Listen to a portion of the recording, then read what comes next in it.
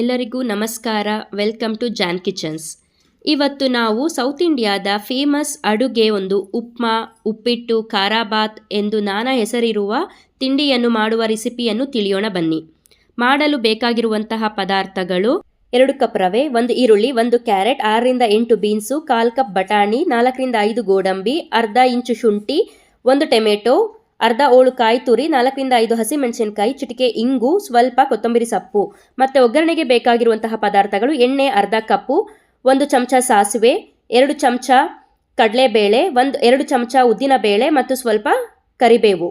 ಮಾಡುವ ವಿಧಾನ: ಬಾಂಡಲಿಗೆ ಎಣ್ಣೆ ಹಾಕಿ ಕಾದ ನಂತರ ಸಾಸಿವೆ ಸೇರಿಸಿ. ಸಾಸಿವೆ ಸಿಡಿದ ನಂತರ ಕಡಲೆಬೇಳೆ ಮತ್ತು ಉದ್ದಿನಬೇಳೆ ಸೇರಿಸಿ ಕೆಂಪಾಗುವವರೆಗೂ ಫ್ರೈ ಮಾಡಿ. ಅದಾದ ನಂತರ ಕರಿಬೇವು ಸೇರಿಸಿ ಮತ್ತು ಗೋಡಂಬಿ ಹಾಗೂ ಸಣ್ಣಗೆ ಹಚ್ಚಿದ ಈರುಳ್ಳಿ ಹಾಕಿ ಗೋಲ್ಡನ್ ಬ್ರೌನ್ ಬರೋವರೆಗೂ ಫ್ರೈ ಮಾಡಿ. ಇದೀಗ ಸರಿಯಾದ ಹದಕ್ಕೆ ಬೆಂದಿದೆ. ಈಗ ಸಣ್ಣಗೆ ಕಡ್ಡಿ ಆಕಾರದಲ್ಲಿ ಹೆಚ್ಚಿರುವ ಶುಂಠಿ ಹಾಕಿ ಚೆನ್ನಾಗಿ ತಿರುಗಿಸಿ. ಇಲ್ಲಿ ಶುಂಠಿ ಹಾಕುವುದರಿಂದ ಖಾರಾಬಾತಿನ ರುಚಿ ಇನ್ನೂ ಹೆಚ್ಚಾಗುತ್ತದೆ. ಮತ್ತು ಸಣ್ಣಗೆ ಹಚ್ಚಿದ ಹಸಿಮೆಣಸಿನಕಾಯಿಯನ್ನು ಹಾಕಿ ಚೆನ್ನಾಗಿ ತಿರುಗಿಸೋಣ. ಈಗ ನಾವು ಉಪ್ಪಿಟ್ಟಿನ ರುಚಿಯ ಜೊತೆಗೆ ಅದರ ತೋರಿಕೆಯು ಹೆಚ್ಚಾಗಲು ಸ್ವಲ್ಪ ಕಲರ್ಫುಲ್ ತರಕಾರಿಗಳನ್ನು ಹಾಕೋಣ. ಇಲ್ಲಿ ನಾನು ಸ್ವಲ್ಪ ಬಟಾಣಿ ಸೇರಿಸಿ, ಇಲ್ಲಿ ನಾನು ಹಸೆ ಬಟಾಣಿ ಯೂಸ್ ಮಾಡಿದ್ದೀನಿ. ಹಸೆ ಬಟಾಣಿ ಸ್ವಲ್ಪ, ಮತ್ತು ಸಣ್ಣಗೆ ಹಚ್ಚಿರುವಂತಹ 1 ಕ್ಯಾರೆಟ್, ಇದು ಕ್ಯೂಬಿಕಲ್ ಶೇಪಲ್ಲೇ ಹಚ್ಕೊಂಡಿದ್ದೀನಿ ಸೊ ದಟ್ ಅದು ಚೆನ್ನಾಗಿ ಕಾಣಲಿ ಅಂತ.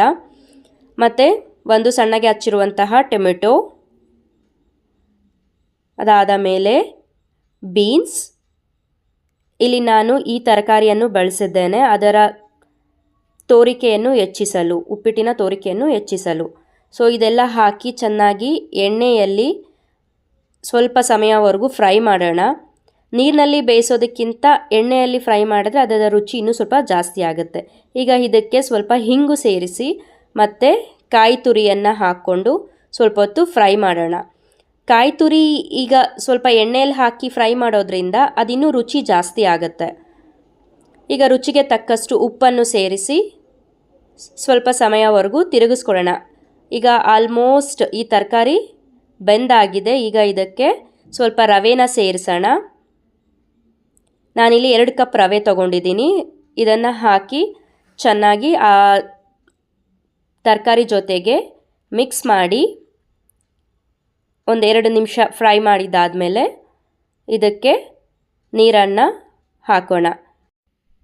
ಈಗ ನಾನಿಲ್ಲಿ 2 ಕಪ್ ರವೆಗೆ 5 ಕಪ್ ನೀರನ್ನು ತೊಗೊಂಡಿದ್ದೀನಿ. ಈ 5 ಕಪ್ ನೀರನ್ನು ಕಾಯಿಸಿ ಈ ಬಿಸಿ ಮಾಡಿ ಬಿಸಿ ನೀರನ್ನು ಈ ರವೆ ಮಿಶ್ರಣಕ್ಕೆ ಸೇರಿಸಿ ಚೆನ್ನಾಗಿ ತಿರುಗಿಸ್ಕೊಂಡು, ಇದು ನೀರು ಹಾಕಬೇಕಾದ್ರೆ ಸ್ವಲ್ಪ ಹುಷಾರಾಗಿ ಹಾಕ್ಕೊಳ್ಬೇಕಾಗುತ್ತೆ, ಯಾಕಂದರೆ ಅದು ನೀರು ಸಿಡಿಯುತ್ತೆ ಮೇಲೆ ಕೈಗೆ. ಸೊ ಫ್ಲೇಮ್ನ ಕಡಿಮೆ ಇಟ್ಟು ನೀರು ಹಾಕಿ ಚೆನ್ನಾಗಿ ತಿರುಗಿಸ್ಕೊಂಡು 2 ನಿಮಿಷ ಬೇಯಿಸಿದ್ದಾದಮೇಲೆ ಈಗ ಇದು ರೆಡಿ ಟು ಸರ್ವ್.